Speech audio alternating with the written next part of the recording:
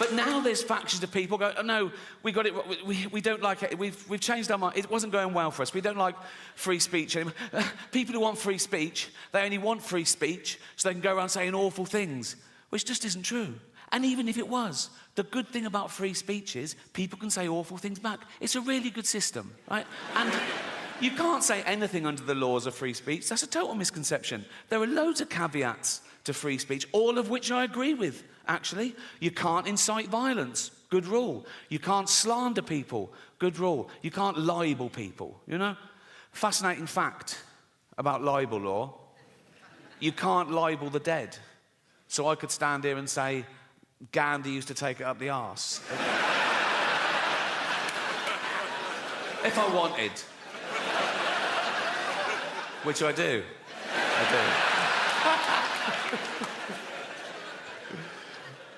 But free speech is the most important human right there is. It's the right from which all other rights come. Without free speech, you couldn't have human rights, you know, and we've got free speech, in theory, in this country, for a little while longer. We can criticise the government, we can criticise the police, but we should give props to a country that allows us to do that, because we're the envy of some countries. In some countries, you criticise the police, you get beaten up, or worse. You criticise the government, you can be thrown in jail for life, you know. So they flee their oppression, quite rightly. You know, so would you. They flee their oppression, and they come here, they go, we want to come to England. We go, why? They go, free speech. We go, come on in, welcome. What are you going to do now? We're going to go on a march. What are you going to say? How shit England is. Cheers. Thank you. Thank you. That is their right. Have a great show. And I left. And as I was leaving, I saw one of the other lawyers lean in and show this head lawyer his iPhone. And the head lawyer went, oh, yeah. He went, oh, sorry, Ricky, can you come back a minute? Right, so I'm there. I went, yeah. So he had the phone there. They'd looked up the word minge. I thought I'd gotten away with it, right? So it's now like I'm getting told off. And the head lawyer said, now it says here that the word minge is a derogatory term for female genitalia. I went, well, yeah, it's a slang word for vagina in England. You don't even use it here, do you? He went, no, we don't, but we got around the world, and with due diligence, now we know it's derogatory, we'll have to bleep that word live. I went, don't bleep the word, like, because people at home won't know what I've said. It'll ruin the... I said, it's literally the punchline. He said, if it's derogatory, I have to... I said, well, what word could I use that you wouldn't bleep? And he went, well, you could say vagina. I went, I'm not saying vagina, right? Nothing funny about it. It's so clinical. I was thinking, Judy Dench at home going, why is he talking about my actual vagina, right? I said, minge isn't like that. It's like, it's not so specific, because vagina's so... Where's your vagina? There, right? Where's your minge? There. It's like... Then one of the younger lawyers went, what about box? I went, I'm not fucking saying box, mate, right? So imagine looking at your own box. Right? I said, minge is perfect. I said, people won't know what... If they're American, they won't know it. I said, it's not offensive. It's like... I said, kids use the word in England. Right? They weren't having it. So I said, what about flange? Right? So they looked up the word flange, right? And he went, well, that'd just be confusing, because in America, a flange is a part of a sink unit. I went, oh, well, that... I said, please let me say minge and don't bleep it. I was really rooting for minge. Right? It was like 12 Angry Men. I go, no one's leaving till I can say minge. Right? And after about 10 minutes, I wore them down. Whatever they said, oh, that won't work. So I was going, please. I said, I'll write them. You won't get any complaints and all this sort of... And eventually, the head lawyer went, OK, you can say minge. I went, and you won't bleep it. He went, no, we won't bleep it. I went, you promise? He went, yes. And I left. I knew they would. And they fucking did, right? So, when I said minge, I pointed.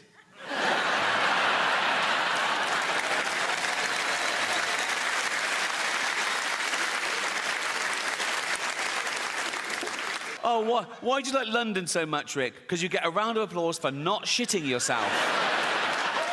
Right. But that's the next phase now. I reckon it's the next 10 years that I will. But as of now, my arsehole has never let me down. Very underrated, the human arsehole. Everyone goes, oh, the human brain, the greatest computer known to man. All the human liver can regenerate itself. Your arsehole is working 24/7.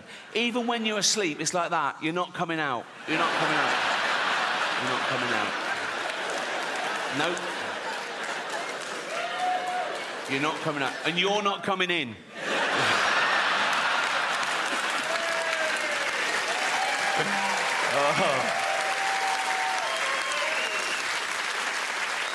Because it's like a sewer in there, isn't it? But you've got a lovely little manhole cover. Think of that in real life. Walking along a pavement, it's lovely pavement. If that burst, and you know what's in a sewer, don't you? Piss and shit and cum and dead goldfish, and fetuses. In China, just the girl ones. Relax.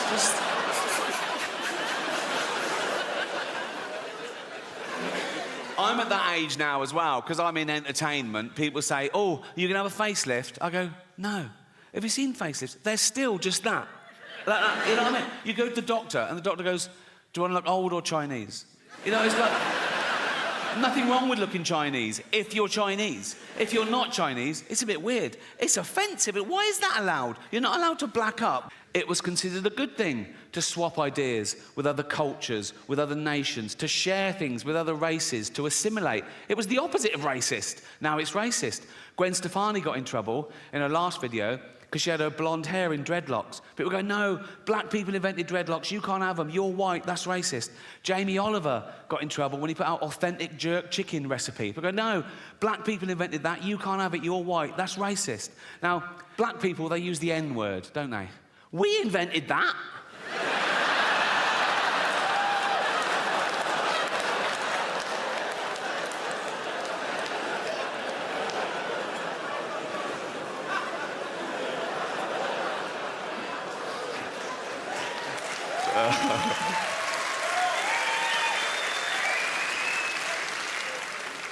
That's the one, isn't it? That's the one. Listen, I know white people are the worst. I know that. That's why no one likes a fucking white middle-aged man anymore until we need a boiler fixing.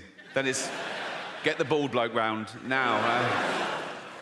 Critical race theory, have you heard of that? Being taught in schools now, particularly in trendy areas like LA, right? Just like 5-year-old kids and 6-year-old kids. If you haven't heard it, in a nutshell, critical race theory says that all white people are racist. It says that we're born racist and we continue to be racist because we're affording the privilege of a racist society set up by our forefathers, okay? So basically, all white people are racist and there's nothing we can do about it, which is a relief.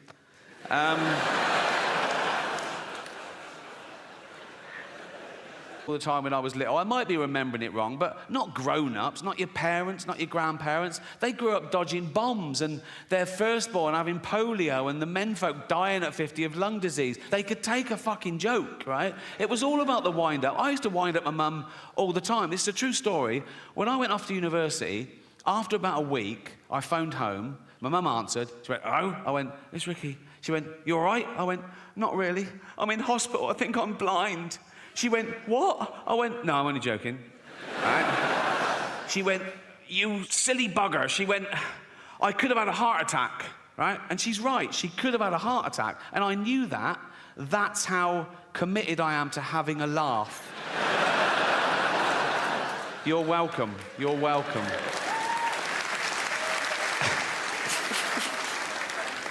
Space travel, the last-ditch attempt. When we fuck this planet completely, can we leave its dying husk and move to a new one and start again? I don't think so. Not in my lifetime. Probably not in yours. You know, it's like the closest one, the only one viable, is Mars, and that's 9 months away on a rocket. Right? It's got no atmosphere, an average temperature of minus 70 degrees. How's this for irony? Scientists are working out whether they can detonate nuclear warheads. And this big guard showed me to this room, and he opened the door and he shut it behind me, and I looked. And there were suddenly 10 lawyers in suits. It was usually like this middle-aged woman in a jumper, right? And I thought, what the fuck's happened? I think, oh, is it because it's my last time and they're just making sure I don't say anything? Right? And they were there, and I went, hi. They went, hi. I said, should I do the monologue? They went, please. Tough crowd, right?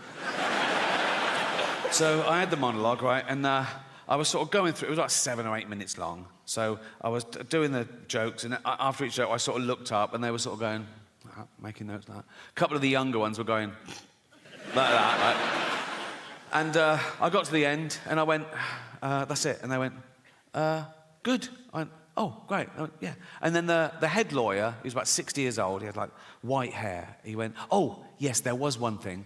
Now, I did this joke, I don't know if you remember. It went, the world got to see James Corden as a fat pussy. He was also in the movie Cats, but no one saw that. And it goes on, at one point I go, but Dame Judi Dench said it was the role she was born to play because she loves nothing better than plonking herself down on the carpet, lifting her back leg and licking her own minge, right? So this lawyer went, he said, this is all true, by the way.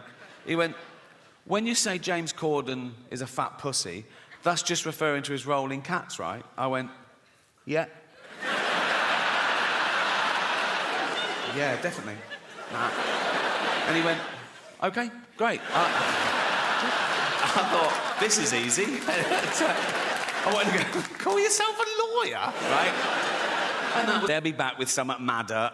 But remember who it is next time, right? It's always like these sort of educated, middle-class, privileged, elitist sort of people telling ordinary working-class people what they can and can't do and say and laugh, not realising how important comedy is to ordinary people. Like, when I was a kid growing up in Reading with nothing, right, humour was like a lifesaver. It was like a superpower, right? Not a real one, like flight, but you know what I mean? It's like, you ask anyone their superpower, I reckon 7 out of 10 will say flight, and 3 will go super strength or something, right? Which is great. If you're a superhero, flying around, being super strong, great. But sooner or later, a super villain will go, look at that cunt. I'm gonna get him and murder him, right? My superpower, they wouldn't even know it was me. They wouldn't even know there was a superpower being used. And it would get you out of any situation. My superpower would be the ability to make anyone instantly shit themselves. Think of it. You're getting mugged, and I point, they go, give me your wallet. You just go, they go, fuck. Oh, fuck. Game over. It's game over.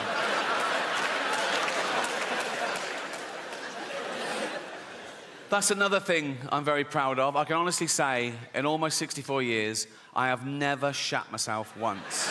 So, no, don't no.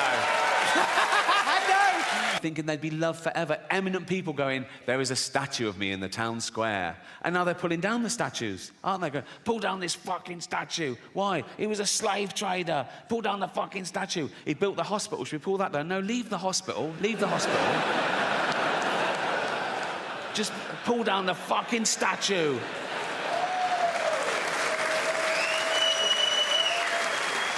Pull down the statue and dump it in the canal. He built the canal as well. It doesn't matter, just pull down the fucking statue.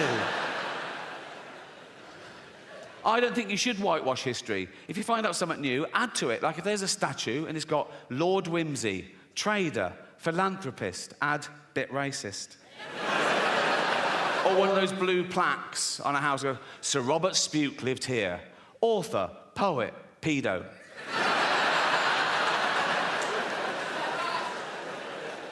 I think we live too long. That's why we have time to worry about all this. We're not meant to live with sapiens. We've been around as hominids for a few million years. And of course, along with every other life form that exists at the moment, we've been evolving for 3.5 billion years. Everything that exists at the moment all came from the same little blob of organic matter 3.5 billion years ago. That's why it annoys me when people say, oh yeah, humans, we're the most evolved. We're not the most evolved. We're no more evolved than the slug or the snail. People go, oh, come on, look at them. Yeah, they got it right early doors. Nature keeps testing them. Do you want eyes? No. Not really. No. I have noticed one thing about the slug and the snail. Let's not split hairs, let's be honest. The snail is basically a slug with a shell on it, isn't it, right? But if you pull the shell off the snail, it starts giving it all, oh, I'm dying. And the slug is like, welcome to the real world, cunt. So yeah, we've been around for about 300,000 years, and for most of that time, we had the same life expectancy as every other wild ape, 35, 40, if you're lucky. You're born, you grow, you mate, you're playing with your kids, you get a cut, you go, oh, what's that, dead?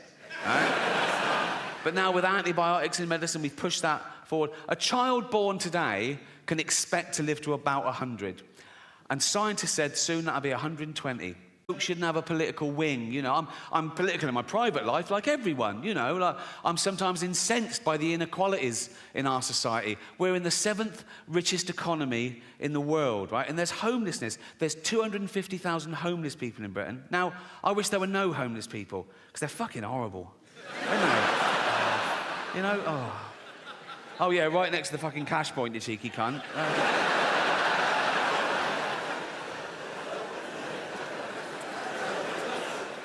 It is a serious problem, and I hope none of you ever find yourself homeless. But if you do, my advice is heroin. Cheers you right up, apparently. I've got one of those mates. My mate said this to me in all seriousness. He said, but the thing about heroin, Rick, he said, some of the greatest albums of all time were created on heroin, weren't they? I went, yeah, but they were created by some of the greatest artists of all time, weren't they? You're a plasterer, all right? If I were to give you heroin, you wouldn't come up with Dark Side of the Moon, would you? You'd fall asleep watching the telly and burn the fucking house down. I should do topical stuff, but I never watch the news. I did see one thing recently on YouTube, actually. Do you know the little fella from Game of Thrones? The actor, Peter Dinklage. Do you know Peter Dinklage? Yeah. He was at a junket, and it was for a new thing he was doing, right? And they were filming it. That's why it got leaked onto YouTube. And I don't know what brought it up, but he suddenly started going off on one. Oh, God. He was going, it's fucking disgusting. They're still doing productions of Snow White and the Seven Dwarfs. For Christ's sake, it's fucking demeaning. It's 2023. He wasn't happy.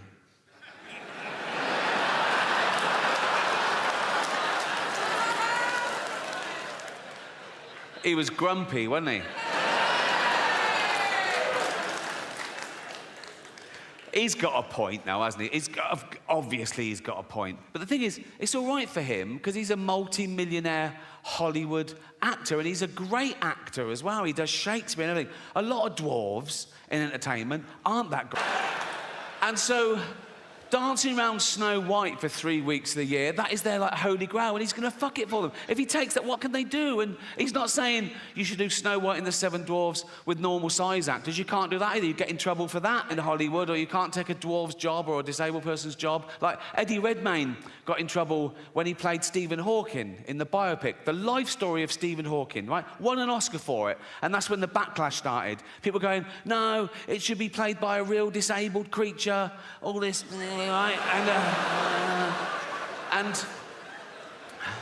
they're going, the actor should have the same disability as the person they're portraying. But it was the life story of Stephen Hawking, right? So for the first part of the film, the cunt could walk, right? So I put it to you, what is easier? Getting an actor who can walk, pretend he can't, for the last bit of the film, or get an actor who can't walk, pretend he can for the first bit. How would that even fucking work? Puppetry, think.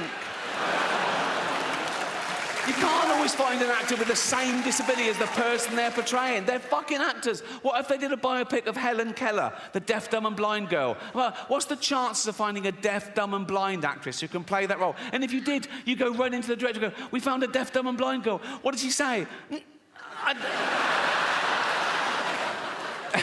She didn't even answer the fucking phone. Oh, don't get me started. Oh. Cultural appropriation.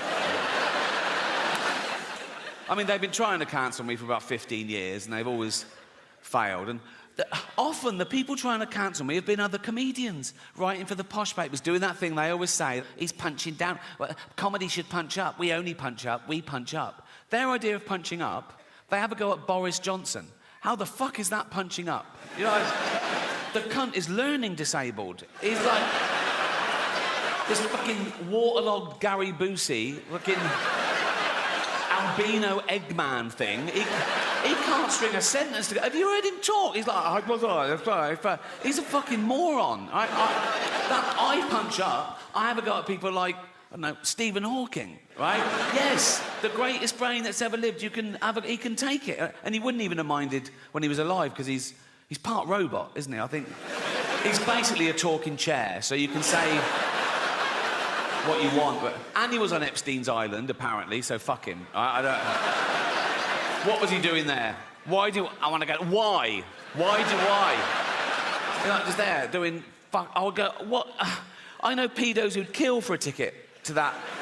And he's just taking up a space. It's probably DEI or something. And they go, we need one. Like, I'll go, what are you doing here, Steve? He go, I'm thinking weird shit. Fuck off.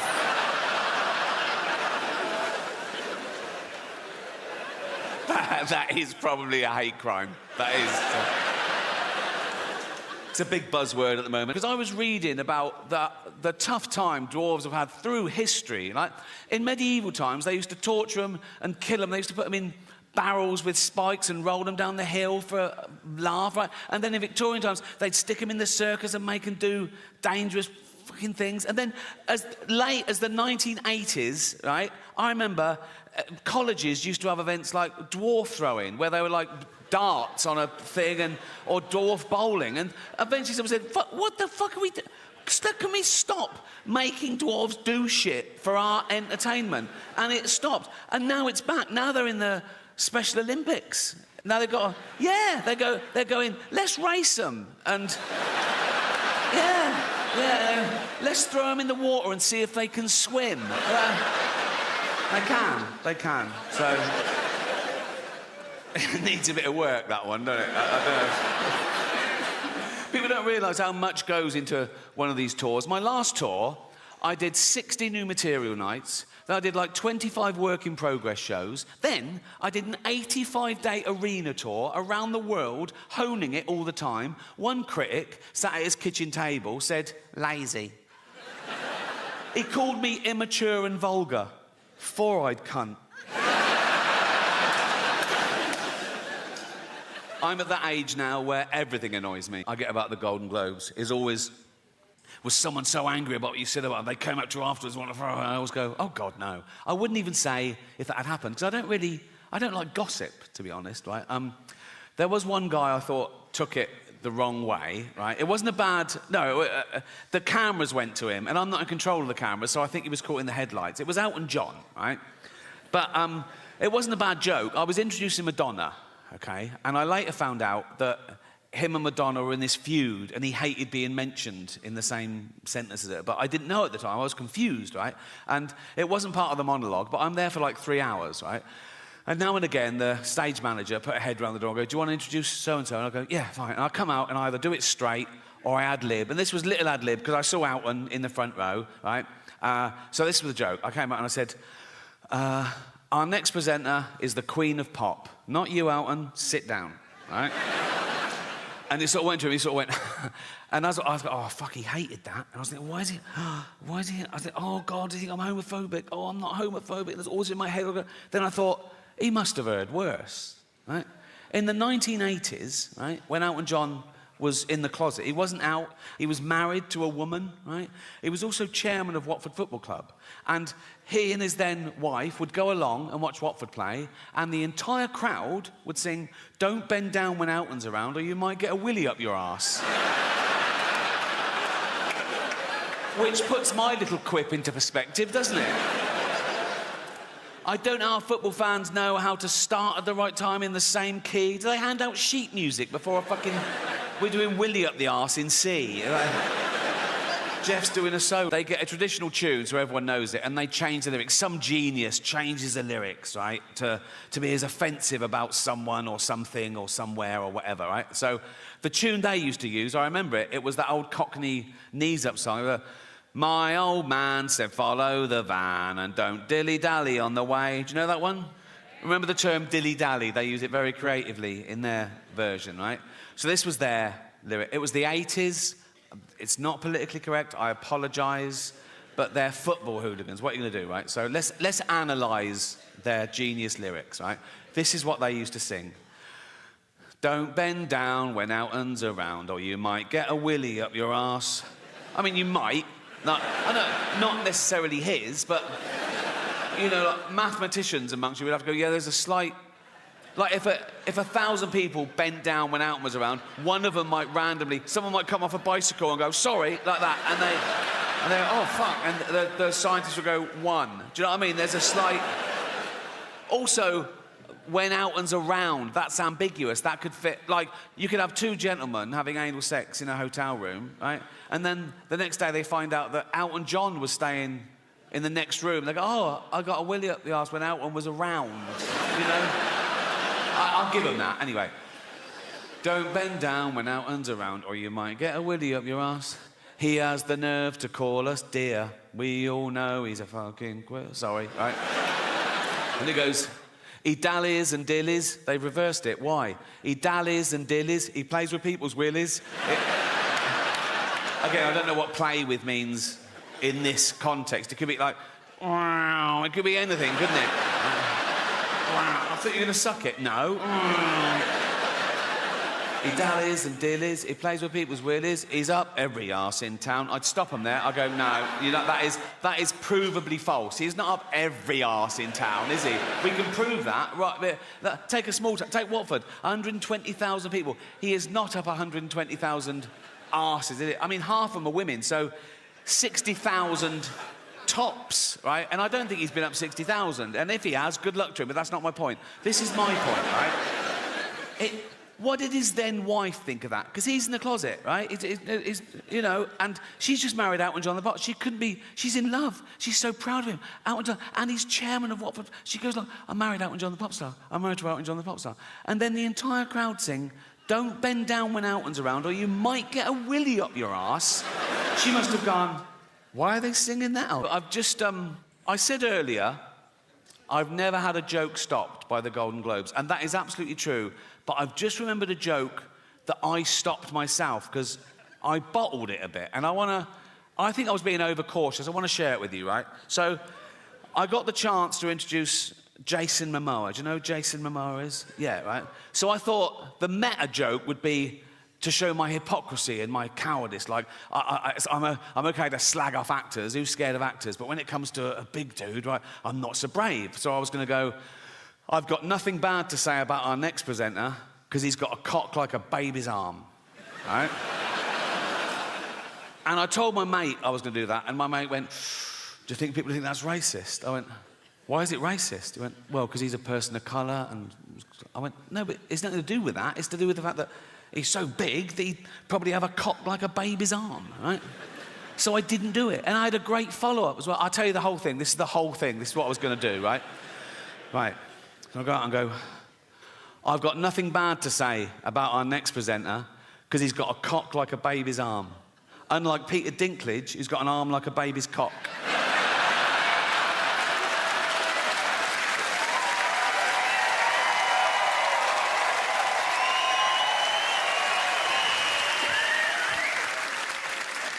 It's great to hear this sort of laughter again, because you probably don't notice it as much as comedians, but we've had a really weird 10 years where we're really second-guessing, going, is that okay? I don't know what they're... People could find anything offensive, but we pushed back and we won, so fuck them.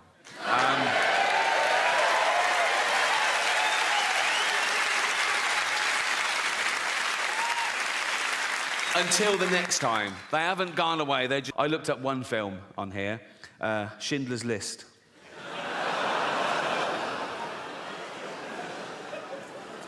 Absolutely real. Schindler's List, doesthedogdie.com. Right. First question, does a dog die? No.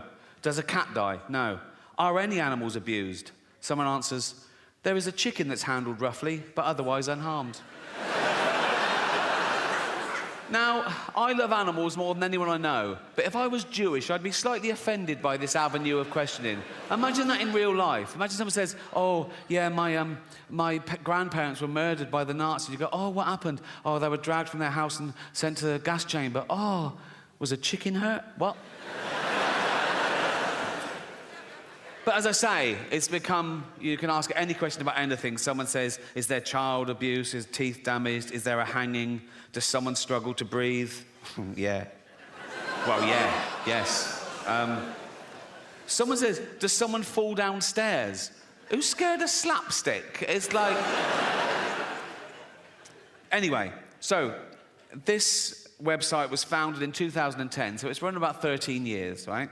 And the later questions start reflecting the times we live in now, and they get more and more fragile and narcissistic. These questions were asked this year. Check it out, Schindler's List, right? Someone says, are there any fat jokes?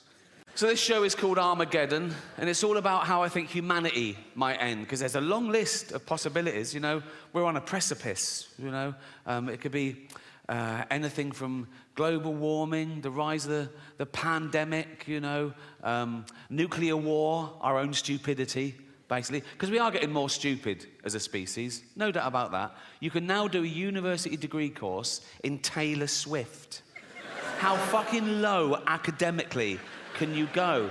There's an institute in London called the School of Flower Arranging.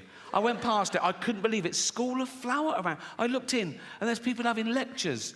Flower arranging. My mum used to pick flowers every day from the garden, cut flowers, put them in vases around the house. At no point did anyone come round and go, what unqualified cunt did these?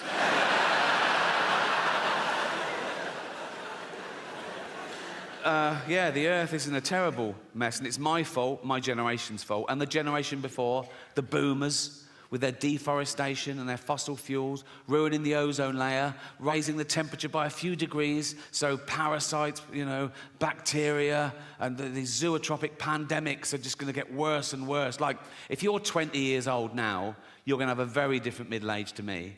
I've had the best 60 years of civilization, right? But if you're 20 now, in 40 years' time, you're going to be in your house wearing a mask, crying. Like you do now over jokes.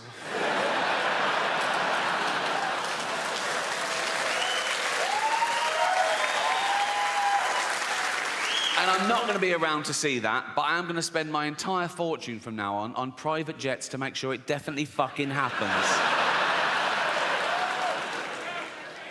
We're going to be the first generation that future generations are jealous of, right? Because we had it all, and we're using it all up. We're using up all the fresh water. We're using up all the fossil fuel, right? Usually you look back in history and you feel sorry for it. You go, oh, how did they live like that? Oh, how did they get around? No indoor toilets. I've got Homo sapiens. We've been around as hominids for a few million years. And of course, along with every other life form that exists at the moment, we've been evolving for 3.5 billion years. Everything that exists at the moment all came from the same little blob of organic matter 3.5 billion years ago.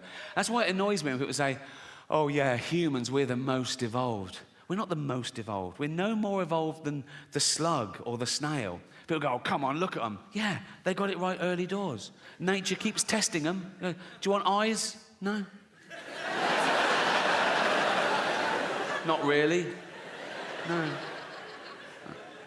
I have noticed one thing about the slug and the snail. Let's not split hairs, let's be honest. The snail is basically a slug with a shell on it, isn't it, right? But if you pull the shell off the snail, it starts giving it all, oh, I'm dying. And the slug is like, welcome to the real world, cunt. So yeah, we've been around for about 300,000 years, and for most of that time, we had the same life expectancy as every other wild ape, 35, 40, if you're lucky. You're born, you grow, you mate, you're playing with your kids, you get a cut, you go, oh, what's that, dead? Right? But now with antibiotics in medicine, we've pushed that forward. A child born today can expect to live to about 100. And scientists said soon that'll be 120. And science also said that in the near future, there's no reason with proper care and attention that human beings won't regularly live to 150 years old, which is amazing until you remember that we get a set number of brain cells, right, which we only lose. You can't get them back. So in the future, there's going to be 15 billion people on the planet, you know. Half of them are going to be over 100, and they're all going to have Alzheimer's. It's going to be like Dawn of the Dead. It's going to be fucking horrible. My auntie died of Alzheimer's. I don't know how you die of Alzheimer's. She forgot to live. Right? And for the last couple of years, she was in her home, and my cousin, her only kid, used to visit her like once a week, and it got more and more depressing because soon she didn't recognize him, and then she didn't know who she was, or you know, and then she died. And at the funeral, we were sort of reminiscing about the good days, some of the funny, absent-minded things she said and did, and we realized, oh, probably that was the beginning of the disease before it was diagnosed. And this is a true story. Once, my cousin went home from work, and he went in, and she went, "Your tea's in the oven. I've had mine already." He went, "Oh, cheers, Mum." And it was like a fish pie, right? He ate the fish pie, and he went, "Oh, God." And he ran upstairs, vomited, went back down and went, "Mum, the fish is off. I've just been really sick." And she said, "Yeah, it made me really sick." I don't know how humanity will end, as I say. There's a long list, everything from, I can't believe nuclear wars back on the table, after all we've learned.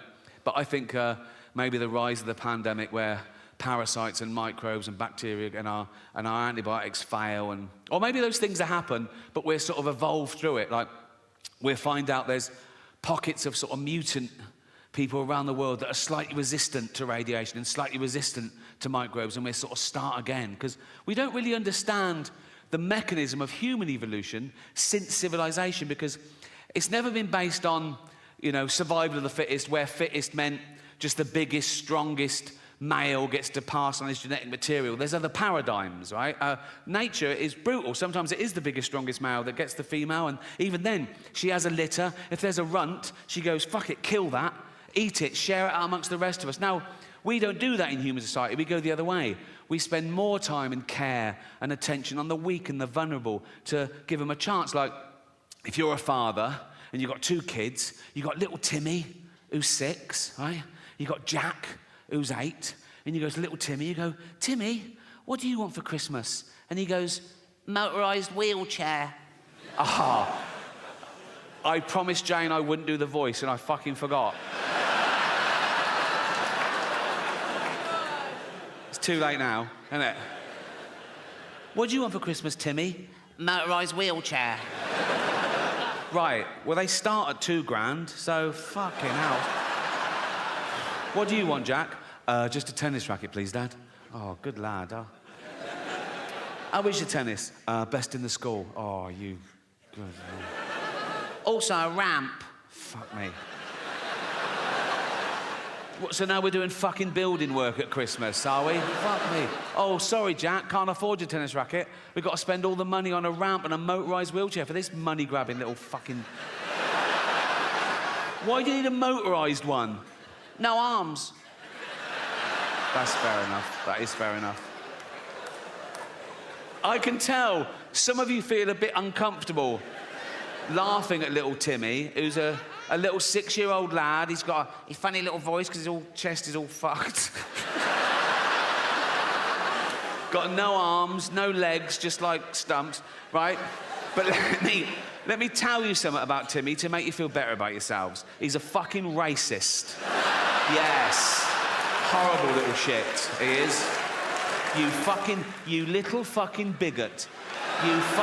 You disgusting little fucking racist, you racist scum, you filthy little fucking, you fascist, you fucking, you disgust me.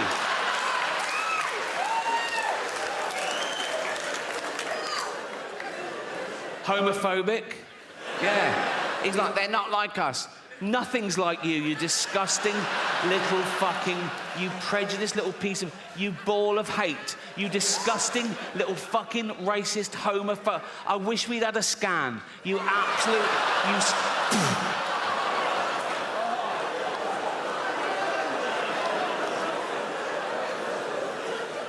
misogynist. If he could, he'd rape. There's your little Timmy.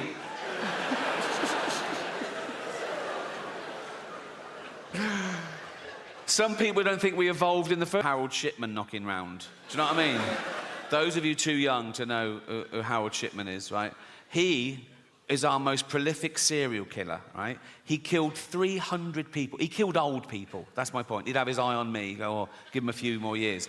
And he was a doctor, right? But the reason you haven't heard of him, right, is because he never appears in those lists of the worst serial killers. And he was Like, one of the worst ever. But he didn't act like a serial killer, right? He was a GP. He was old school. He had a little shirt and tie, little tweed jacket, little beard, little glasses. He'd do house visits. He'd go on to see Edna, 85. You all right, Edna? Yeah. Do you want a cup of tea? Yes, please. And he'd make Edna a lovely cup of tea, right? Then he'd just put her in a lethal amount of opioids, right? And he'd just give Edna the tea and watch her drink it and fall asleep and die. And that was it. He didn't even masturbate. You know? Yes, it is a waste, sir, yeah.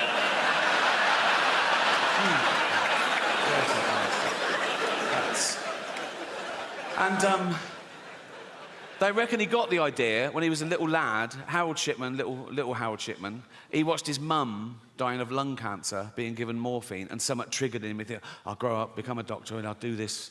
I don't know whether it means that he liked the way the morphine got his mum out of pain. So these were like mercy killings, like, you know, reliving the kindness. Or the opposite, he was jealous of old people who lived longer than his mum should have, so he was punishing them. I don't know, doesn't matter. Actually, it does matter, because if you can really understand... I was doing an interview a while ago. I don't think the journalist liked me. He asked me this question. I thought it was rude, right? So I gave a fake answer, right? He said, what have you got planned for your funeral? And I went, I want to be fed to the lions at London Zoo. He went, really? I went, yeah. I want the zookeeper to take up my big, fat, dead, naked, bloated body in a wheelbarrow, right? Just dump it in the lion's den, doof, like that. Loads of tourists going, is that the bloke from The Office? Like that, right? And then 2 big lions come out and just start eating me. And lions, they start with the soft bits of the body to get inside to the rib cage. So they'd probably get a testicle each, wouldn't they? Because that'd be the easiest of it. By then, my testicles would be about a yard apart, so that'd be easy. They just start eating towards me.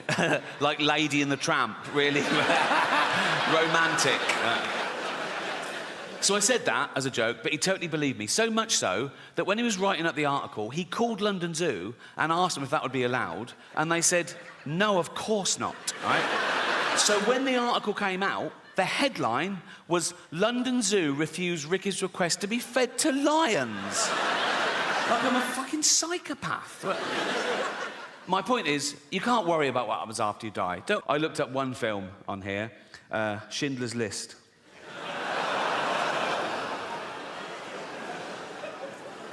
Absolutely real. Schindler's List, doesthedogdie.com. Right? First question, does a dog die? No. Does a cat die? No. Are any animals abused? Someone answers, there is a chicken that's handled roughly, but otherwise unharmed. Now, I love animals more than anyone I know, but if I was Jewish, I'd be slightly offended by this avenue of questioning.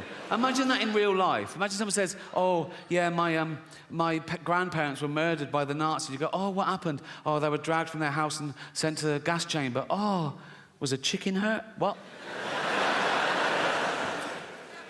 But as I say, it's become, you can ask any question about anything. Someone says, is there child abuse? Is teeth damaged? Is there a hanging? Does someone struggle to breathe? Yeah. Well, yeah, yes. Someone says, does someone fall downstairs? Who's scared of slapstick? It's like... Anyway, so this website was founded in 2010, so it's run about 13 years, right? And the later questions start reflecting the times we live in now, and they get more and more fragile and narcissistic. These questions were asked this year. Check it out, Schindler's List, right? Someone says, are there any fat jokes? Would that make this worse? Well, imagine the real thing. Imagine I'm in a concentration camp, right? I'm naked, everyone around me is naked. We've got a commandant herding us towards a gas chamber, and he goes, move it, fatty, right? And I go, rude.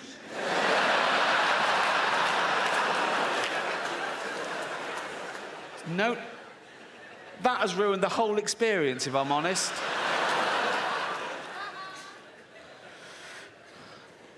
Someone asks, is there hate speech? Yeah, there is. Suck it up, Buttercup. Are there any man in a dress jokes? Very few jokes. If you've come to this film for a giggle, you're going to be very disappointed. But this one takes the biscuit for me. Remember, this is a movie set in the 1940s about arguably the worst atrocity in civilized human history. Check this out. Is someone misgendered? Fucking hell. This is quite sweet. Is there any anti-Semitism? Yeah. This is pretty much the mother load, right? Forget Kanye. This is off the fucking charts. Don't do that when you're talking about this. Fuck's sake. I was doing the graph. I'll do it like that. This is off the charts. That's... Wouldn't things have been different if that was Hitler's salute? This is my second night in New York. I did a few gigs in Los Angeles, but a lot of those we donated the money to the American Cancer Society. So this is better because I keep all the money. So, but we did raise thousands of dollars or hundreds of pounds, whichever way. What's it like being a third world country? Oh dear. I know what you're thinking straight away. Ricky Gervais, are you still doing stuff for charity? Shut up. No, don't. What? I do too much. No, I don't. What? How much did I raise for cancer alone last year? It doesn't matter. Why is it? What? Give us a ballpark figure. Millions. Millions. And they are welcome to it. But I will say this, if I ever get cancer myself, I'm going to walk into the nearest hospital and go, right, I paid for that machine. Get that little bald fucker off it. Talking of little bald fuckers, I did the teenage cancer gig last year. What? At the Royal Albert Hall. I'd done it before, I did it in 2006. But they called again last year. We're still ill. Okay, you lasted. No, it's a great gig. And the teenagers with cancer getting free and everything. That's the sort of guy I am. And they sit in the front row. Oh, lucky little... And they get to come backstage afterwards and meet me. What a treat that is for them. So much better than going to Disney World, where the rides can make you sick if you're in that state. So meeting me, it's thumbs up. So, and I was doing the gig this last time, and I looked down and I recognised one of them. I thought, oh yeah, he came backstage 2 years ago. He was telling me about his illness, and I signed some stuff for him, and he said, oh, he just turned 18 and how hard it was. And I was thinking, well, that was 2 years ago. So now he must be 20. So how the fuck is he still a teenager? Lying little shit. He wasn't lying about the cancer. He was riddled with it. It hurt him to laugh, but he shouldn't...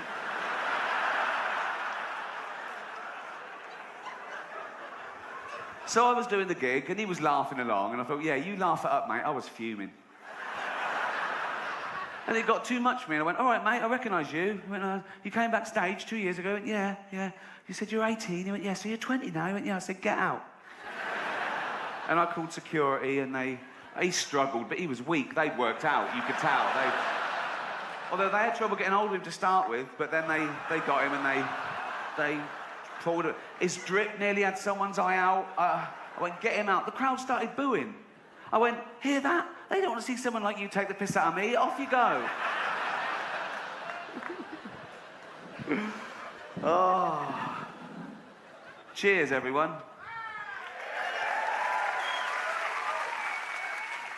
That's a big can, isn't it? I'm not showing off. I want you to know that is a big can, and I'm not a dwarf. Oh, I did a big charity gig last year for autism. And like most people, my only experience of autism until recently was Dustin Hoffman's brilliant portrayal in Rain Man. But I've just got this new house in London, and the neighbours were coming round and going, oh, yeah, hi, poking their noses in, basically. But I thought, you know, I'd be nice to them for now. When I get a big gate, they can fuck off. One couple, they've got an autistic son. And the mother was talking to me and said, oh, this is Douglas, he's 17, and he never goes out because he hasn't got any friends. So I thought, right, okay, this is where I can show him that, you know, I'm a rich, handsome man off the telly, but I've also got a heart of gold. And I said, oh, I'll take him out. I went, really? I went, yeah. So I went back on the Saturday, True. She said, oh, he loves the zoo. And the zoo's only about a mile from my new house in Hampstead I live. And so I'm walking along the street with Douglas, okay, and he doesn't take his eyes off his mum all the way along the street like that. And his mum's in the doorway, and she's waving to him, and she's crying, right? Eventually she shuts the door and she goes indoors. I hailed a cab and said, right, take us to the casino. So,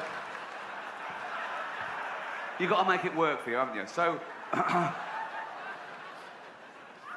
I signed him in. He had a little suit on and everything. I thought, this is going to be brilliant, okay? I went straight to the blackjack table. That's their best one. I don't know why. They're brilliant at that. I went, okay, Dougie, you know the score. Bet 2 for good and 1 for bad. Do you understand? He went, yeah. I went, hoo. So I was betting. I was about £1,000 down in half an hour. And I went, sorry, hold on. Douglas, do that thing, count the cards, do that thing. Tell me when there's a good card coming, tell me bet 2 for good. Do you understand? He went, yeah. So I was another £1,000 down. I thought, what sort of an autistic... So I was confused. I threw some toothpicks on the carpet. I said, how many? He went, I don't know. I said, there's 7. I can see there's 7 from here. Oh. Wow. Why did I get that one? So I took him back home and I said to the mother, there's been a mistake. He walks like Rain Man, but he's got none of that clever shit. I know it's wrong. But I don't want to talk about it, but I do an awful lot for charity. But I think some causes are more worthy than others. Joking aside, obviously cancer is a very worthy cause, autism's a very worthy cause. But I got asked to do a benefit gig recently for sufferers of obesity. What? She went, sufferers of obesity. I went, do you mean fat people? She went, no, because obesity is, well, she actually went, no, because she was eating. She went, no, just, you know, between snacks, like, and she went, obesity is a disease. No, it's not, is it? You just like eating, don't you? No, it's not, is it? How is that a disease? Oh, I'm so fucking ill. I'm well ill. I'm well ill. Oh. I said, what's the disease? She went, everything tastes good.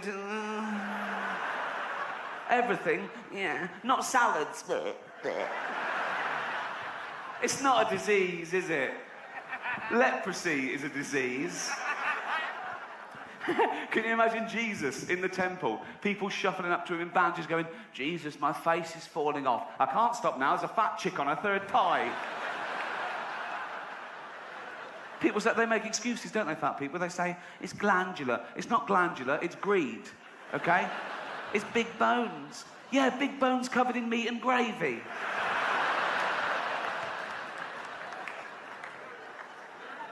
They complain, and it's their own fault. Oh, I'm getting fat. Oh, look, I'm getting fat. Oh, aeroplane seats. They're not big enough for someone like me. No, they're not. Because if they were, we'd only get 12 fucking people on the plane. It's not fair. It is fair. That's what does it.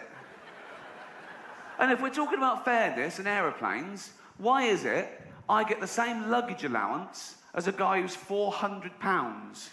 We're both allowed to carry on 32 kilograms to the plane. I want to go, no, he used up his 32 kilograms on his tits.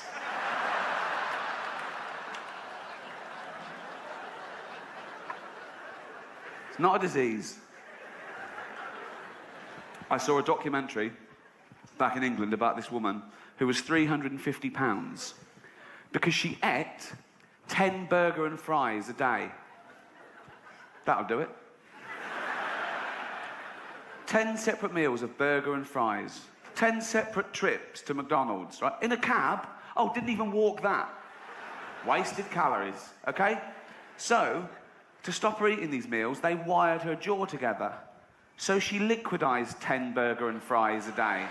Now she's on burger smoothies. Now she's not even chewing. That used up 3 calories. So lo and behold, she gets fatter. So they admitted her to have that thing done where you staple your stomach together. And she's sitting there in hospital, looking all depressed. Well, you can't eat for an hour before an operation, can you? Lank hair, smock. Christ knows where they got that, right? And she said, it's a really dangerous procedure, but it's the only option left.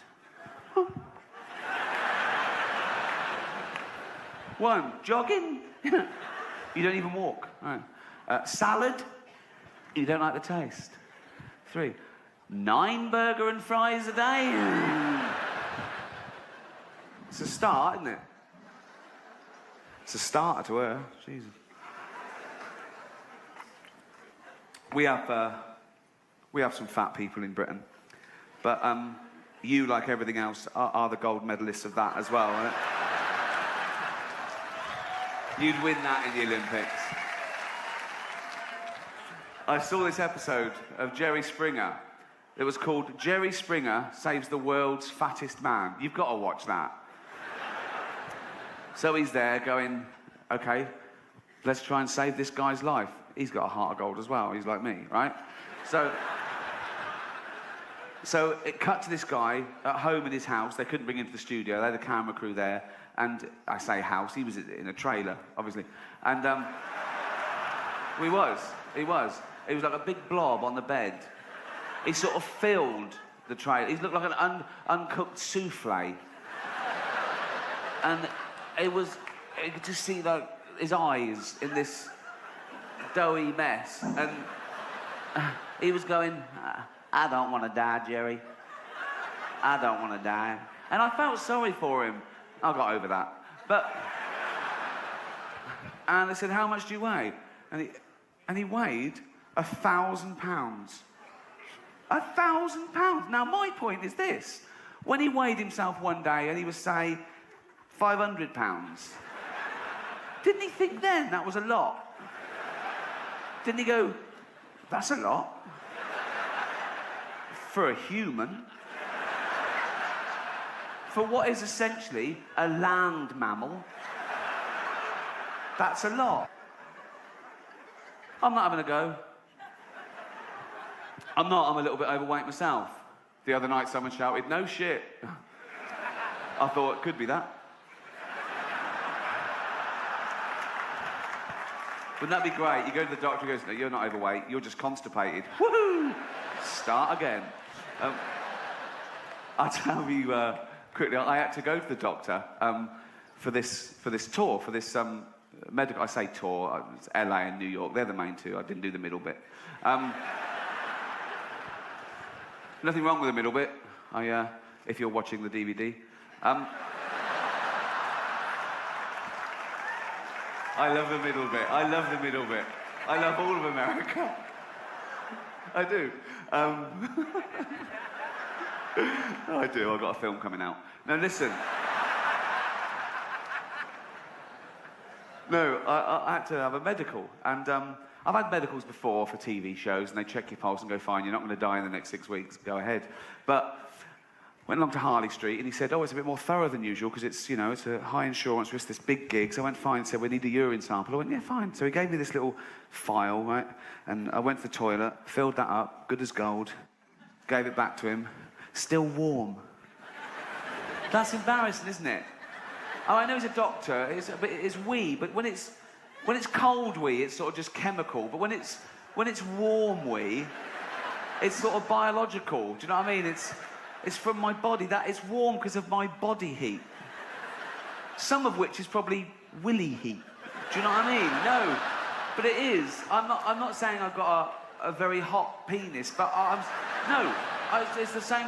What I'm saying is, it started off as core temperature, but then had to go through the willy, which kept it warm, like a lagged pipe. And it was only a very short journey, so it lost... It's fine, it's average, I don't know. I don't know, doesn't matter. It's, I'm 5'8", it's in proportion. It's fine. It's fine. It is. Absolutely fine. There's nothing wrong with it. I've got nothing to compare it with. Mine is the only one I've seen. I haven't seen it for a while. Doesn't matter.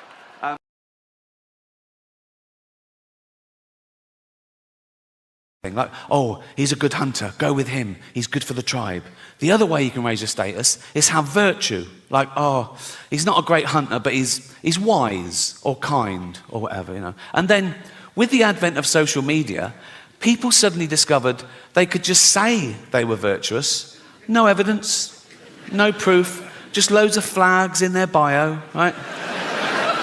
And they would raise their status by bringing other people down, catching other people out. Oh, look what he said. Oh, he's not as virtuous. Look how good I am. Look how bad. And that's where the term virtue signalling comes from, right? And I hate it when they bring their kids into it. You can believe what you want, have opinions what you want, vote how you want, but go on a march, great. But when I see a 5-year-old holding a placard, he doesn't know what that says. That's the adult, you know. Like I saw someone tweet this once. Someone tweeted, my 4-year-old just looked up at me and said, Mummy, why does Rishi Sunak hate poor people? Never fucking happened, right? But the most annoying thing about virtue signalling is it's people being smug about having the morality of the age. You're what you're like because of where you are and when you are. Like, it's not brave of me to be an atheist in this country, in this year. It would have been brave 200 years ago, or mental. And it'll be brave in some other countries, or mental, right? But people say things like, oh, I'm anti-racist. Yeah, well done. We all are. We know that's the way to be now, but it wouldn't have always been. Well, if you'd have been born in a different place or time, maybe you wouldn't. They go, no, I'd been anti-racist whenever I was born. Well, people say things like, they go, they went, good. I went, oh, great, yeah. And then the head lawyer, he was about 60 years old, he had like white hair. He went, oh, yes, there was one thing. Now, I did this joke, I don't know if you remember. It went, the world got to see James Corden as a fat pussy. He was also in the movie Cats, but no one saw that. And it goes on, at one point I go, but Dame Judi Dench said it was the role she was born to play because she loves nothing better than plonking herself down on the carpet, lifting her back leg and licking her own minge. Right? So, this lawyer went, he said, this is all true, by the way.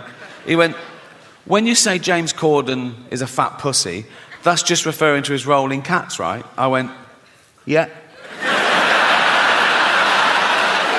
Yeah, definitely. Nah. And he went, okay, great. I thought, this is easy. I wanted to go, call yourself a lawyer, right? And that was it. And I went, have a great show. And I left. And as I was leaving, I saw one of the other lawyers lean in and show this head lawyer his iPhone. And the head lawyer went, oh, yeah. He went, oh, sorry, Ricky, can you come back a minute? Right, so I'm there. I went, yeah. So he had the phone there. They'd looked up the word minge. I thought I'd gotten away with it, right? So it's now like I'm getting told off. And the head lawyer said, now it says here that the word minge is a derogatory term for female genitalia. I went, well, yeah, it's a slang word for vagina in England. You don't even use it here, do you? He went, no, we don't, but we go out around the world, and with due diligence, now we know it's derogatory, we'll have to bleep that word live. I went, don't bleep the word, like, because people at home won't know what I've said. It'll ruin the... I said, it's literally the punchline. He said, if it's derogatory, I have to... I said, well, what word could I use that you wouldn't bleep? And he went, well, you could say vagina. I went, I'm not saying vagina, right? Nothing funny about it. It's so clinical. I was thinking, Judi Dench at home going, why is he talking about my actual vagina, right? I said, minge isn't like that. It's like, it's not so specific, because vagina's so... Where's your vagina? There, right? Where's your minge? There. It's like... Then one of the younger lawyers went, what about box? I went, I'm not fucking saying box, mate, right? So imagine looking at her own box. Right? I said, I said, minge is perfect. I said, people won't know what... If they're American, they won't know it. I said, it's not offensive. It's like... I said, kids use the word in England. Right? They weren't having it. So I said, what about flange? Right? So they looked up the word flange, right? And he went, well, that'd just be confusing, because in America, a flange is a part of a sink unit. I went, oh, well, I said, please let me say minge and don't bleep it. I was really rooting for minge. Right? It was like 12 Angry Men. I go, no one's leaving till I can say minge. Right? And after about 10 minutes, I wore them down. Whatever, said, that won't work. So I was going, please. I said, I'll write them. You won't get any complaints and all this sort of... And eventually, the head lawyer went, OK, you can say minge. I went, and you won't bleep it? He went, no, we won't bleep it. I went, you promise? He went, yes. And I left. I knew they would. And they fucking did, right? So, when I said minge, I pointed.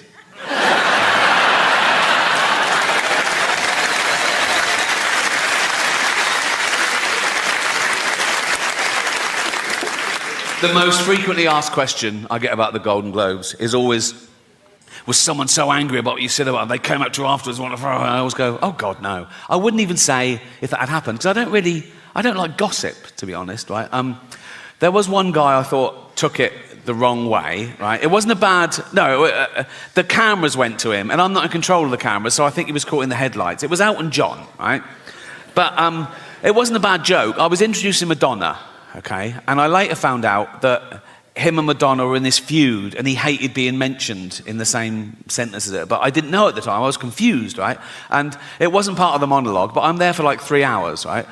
And now and again, the stage manager put a head around the door and go, do you want to introduce so-and-so? And I'll go, yeah, fine. And I'll come out and I either do it straight or I ad-lib. And this was little ad-lib because I saw Elton in the front row, right?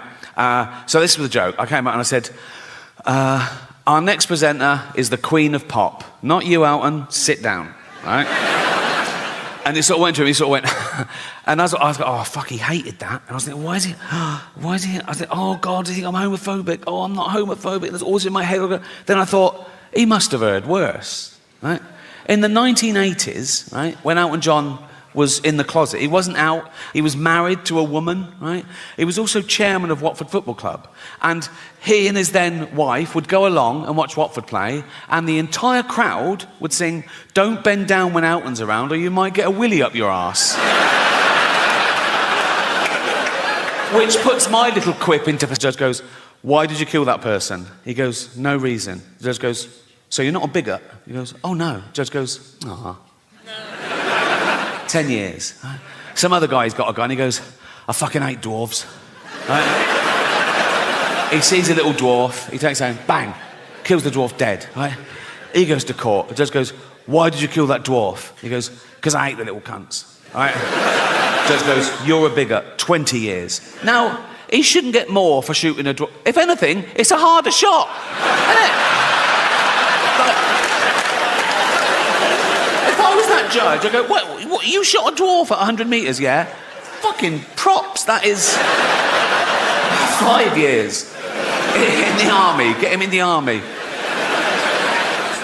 I feel bad about that joke because I was reading about the tough time dwarves have had through history. Like, in medieval times, they used to torture them and kill them. They used to put them in barrels with spikes and roll them down the hill for a laugh, right? And then in Victorian times, they'd stick them in the circus and make them do dangerous fucking things. And then as late as the 1980s, right, I remember colleges used to have events like dwarf throwing, where they were like darts on a thing, or dwarf bowling. And eventually someone said, what the fuck are we doing? Can we stop making dwarves do shit for our entertainment? And it stopped. And now it's back. Now they're in the Special Olympics. Now they've got, yeah, they're going, let's race them. And yeah, let's throw them in the water and see if they can swim. They can. So it needs a bit of work, that one, doesn't it? I don't know. People don't realise how much goes into one of these tours. My last tour, I did 60 new material nights. Then I did like 25 work-in-progress shows. Then I did an 85-day arena tour around the world, honing it all the time. One critic sat at his kitchen table, said, lazy. He called me immature and vulgar. Four-eyed cunt. I'm at that age now where everything annoys me. I say this once a day. I go, why don't things just fucking work? Do you know what I mean? Like, whatever it is, the remote control for the TV, working fine. Go back to it. What's happened in the last fucking 10 seconds? What? The phone signal where I live in Hampstead is shit. I walk around the mansion going, can you hear me now? And if you make a phone call in the lovely cobbled streets of Hampstead, you can have 5 bars, having a chat, lovely. Well, you go one step in the wrong direction. Do you know why the phone signal's so shit in Hampstead? Because everyone's posh there. And no one wants one of those pylons in their garden because they look shit and give you cancer. But I've said to the council, let's find a blind person who's already got cancer. Put it in their garden. Don't even fucking tell them. Don't even... in shower would be my back going, right? And just sort of crumple into the floor and have to be helped to my bunk by 2 big gay rapists. And they just put me down naked and leave. And I go, lads, before you go, I've done my shouldering. Can you little tug? Right? And they go, nah. I go, what do you mean, no? You're literally gay rapists. They go, we're not monsters. I'd also be a bit more confident these days going to jail because I've got a bit of cash. I reckon I could buy my way out of danger. Do you know what I mean? Like the first day I'd go, right, who's in charge? Who's Mr. Big? And they go, Chopper Harris, D-Wing, right? I go, so I'll go and see Chopper. And I go, right. I said, right, I'm in for a year. There's £1 million waiting for you if you make sure no one beats me up, steals my food, no one so much as fingers me. I've never said that before. I've never... Chopper would be like, there's no foreplay in jail, mate.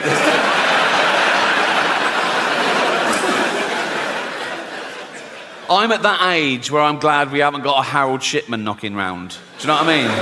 Those of you too young to know who Harold Shipman is, right? He is our most prolific serial killer, right? He killed 300 people. He killed old people. That's my point. He'd have his eye on me, go, oh, give him a few more years. And he was a doctor, right? But the reason you haven't heard of him, right, is because he never appears in those lists of the worst serial killers. And he was, like, one of the worst ever, but he didn't act like a serial killer, right? He was a GP, he was old school, he had a little shirt and tie, little tweed jacket, little beard, little glasses. He'd do house visits, he'd go on to see Edna, 85. You all right, Edna? Yeah. Do you want a cup of tea? Yes, please. And he'd make Edna a lovely cup of tea, right? Then he'd just put her in a lethal amount of opioids, right? And he'd just give Edna the tea and watch her drink it and fall asleep and die. And that was it. He didn't even masturbate. You know? Yes, it is a waste, sir, yeah.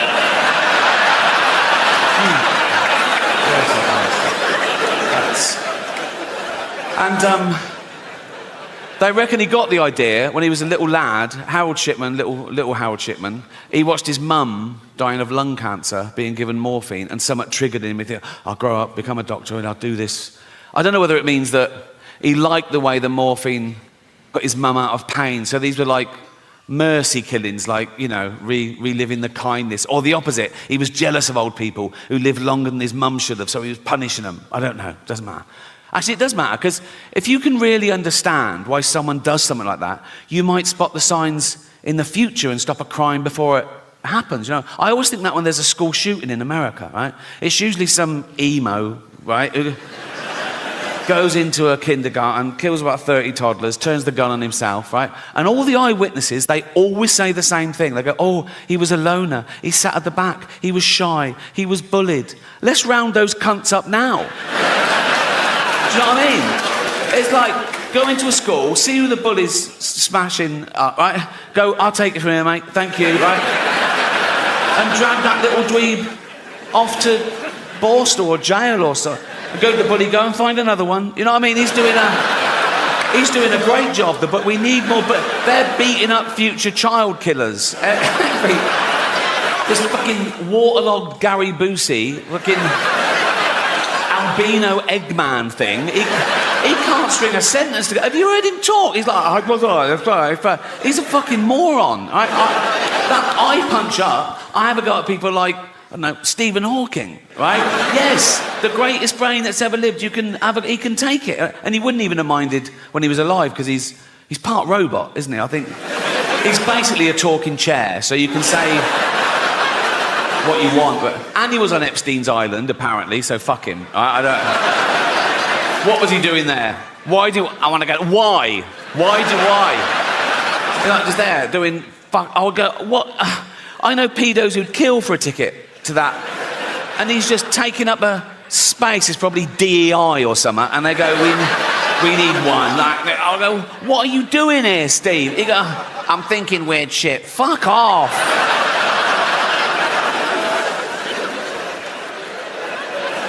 That is probably a hate crime. Socrates said that fame is the perfume of heroic deeds. Fame is the perfume of heroic deeds. Well, it probably was back then. There was no Heat magazine and Big Brother. You actually had to do something to become famous. You were a great scholar or a leader of men. And all the way through history, that was the case. 500 years ago, the most famous man on the planet was Leonardo da Vinci because of all the great things he did. He was a painter. He was an inventor. Oh, go on, mate. Sorry.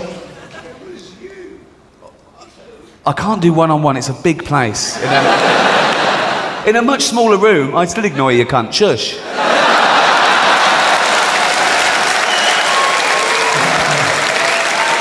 Yeah, Leonardo da Vinci. It really annoys me when you hear these people go, you know Leonardo da Vinci? Yeah, he invented the helicopter. No. Yeah. 500 years ago, he invented the helicopter. No, he didn't invent the helicopter. Doing a sketch of something and going, this'll fly, isn't inventing anything. I think back then he'd have folded under questioning, so I go, wow, how should it fly exactly?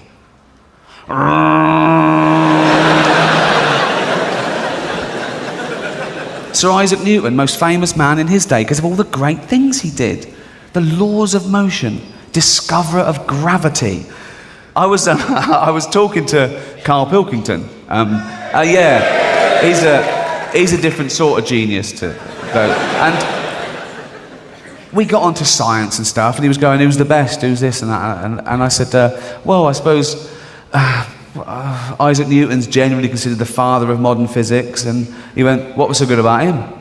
I went, wow, he did the laws of motion. I went, he discovered gravity. Carl went, what? I went, he discovered gravity. Carl went, it wasn't a problem. I went, what? He went, we weren't all floating about, were we? I went, no, listen. No, the story goes, Isaac Newton was sitting under a tree one day, and an apple hit him on the head, and Carl went, why wasn't he at work? On the subject of fame, right? Did you see Celebrity Love Island last year when Bianca Gascoigne said her all-time hero was Callum Best? And we were talking about this the next day with Carl and my other friend Glyn, and Glyn went, Callum Best? But he's only famous because of who his dad was. And Carl went, yeah, but you could say the same about Jesus.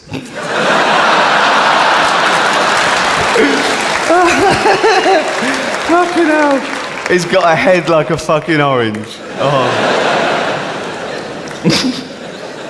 But nowadays you can become famous for nothing really, just being famous. You can just go on you can go on Big Brother and be famous. But for what? Well, Kinga,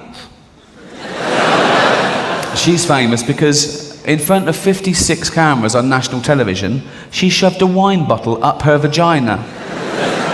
What do her parents think? When the neighbours came round the next day and went, saw your Kinga on telly last night. Oh yeah, what was she up to? She was up to the fucking label.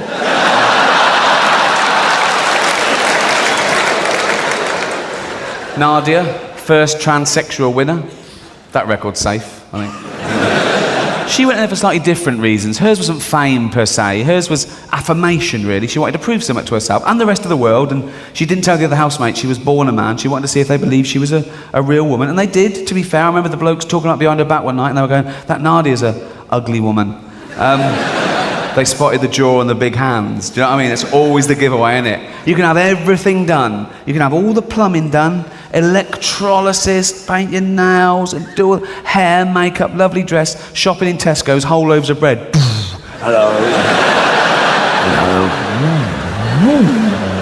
Now. You've done the difficult bit. Get smaller hands. Doesn't matter from where. Saudi Arabia. You know what I mean? It's just like, well, they might be odd, but at least they're... Or maybe you could get one and wait for that same person to re-offend. Leave your wallet lying around the town square. Got it. Yeah. They still go with a hook out there, don't they? There must be something better than the hook in this day and age. Unless you're escaping from one old ship to another, there must be something better than the hook. You lose your hand, right? You go, what, have a hook? Carry shopping, that's it. I feel sorry for Captain Hook, because he shouldn't be defined by his disability, should he? I'm assuming his surname wasn't Hook. If your surname was Hook and you lost a hand, you'd go anything but a hook. It's too obvious. Yeah, they went, we're calling Captain Hook. It's an insult, isn't it? It's like calling Stephen Hawkins Dr. Chair. I think of the first sex change operation. Never been thought of, never been conceived of. You are what you... That's it. And yet someone, one day, sitting there and went, I want to change. He went to the doctor and went, Doc, yeah, got an idea. Go on. Lose them, will you? Chop them off, pop on a fanny. What? Lose them, pop on a fanny, couple of tits won't hurt, what's the matter? What do you think? And the doctor went, all right. And you have to live as a woman for a year. You can't just go and have it done willy-nilly. You know, you have to think about it, and you come back after a year and go, I'm sure, I want the change. You're going to make me into a woman? Yeah. Breasts? Yeah. Real breasts? Well, you won't have be able to breastfeed. Vagina? Yeah. Real vagina? Well, again, it won't have a cervix. No. Take a cock, though, will it? What? It'll take a cock. Well, I'll just make it. I don't want to know what you do with it. So, no, it needs to take a fair old cock. Well, I'll leave some room, but I'll just make it. Don't tell me what you're going to do. Yours. No, it's just that I love cocks. Do you? Well, yours will be in the bin in a minute. You can take it home with you.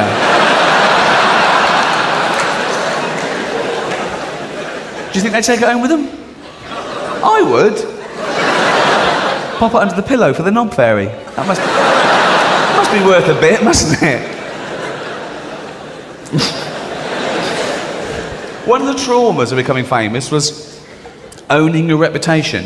It's still the most important thing to anyone, whatever walk of life, in whatever status, whatever you do, owning a reputation. And I think of all those people that did all that great work, then someone just started a terrible rumour about them, like Richard Gere. Someone just said one day, he shoves gerbils up his arse.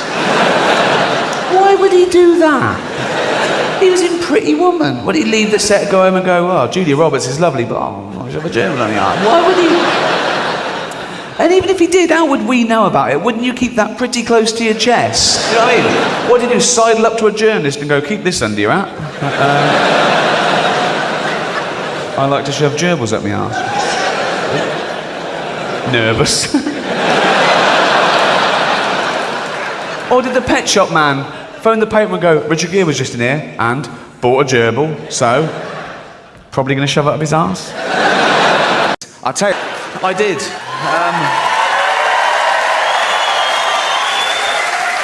Yeah, the inevitable backlash, which made it the most watched special of the year, so I've learnt my lesson. No, I have learnt my lesson, and that's why I'm going to be woke from now on. It's about time. Well, I'm sorry. Well, I am woke, and now I'm woke, the first thing I've got to do is change my Twitter bio. Because at the moment, it's like a list of the shows I've created. But now I'm woke, I've got to pop in the word anti-fascist. So people know I'm not a fascist, because that is a big problem at the moment.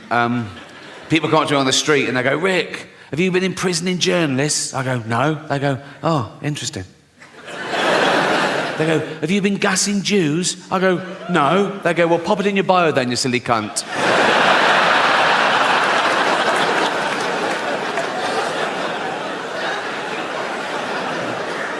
So, yeah, I'm not a fascist. It's an odd thing to just declare, isn't it, that you're not a fascist? We assume, don't we? You wouldn't go up to someone on the street and do that, would you? And go to, oh, by the way, I'm not a fascist. You know, it's like they protest too much. It's like going into a school and going, I'm not a pedo, so just forget I even mentioned it. So these kids are safe running around me.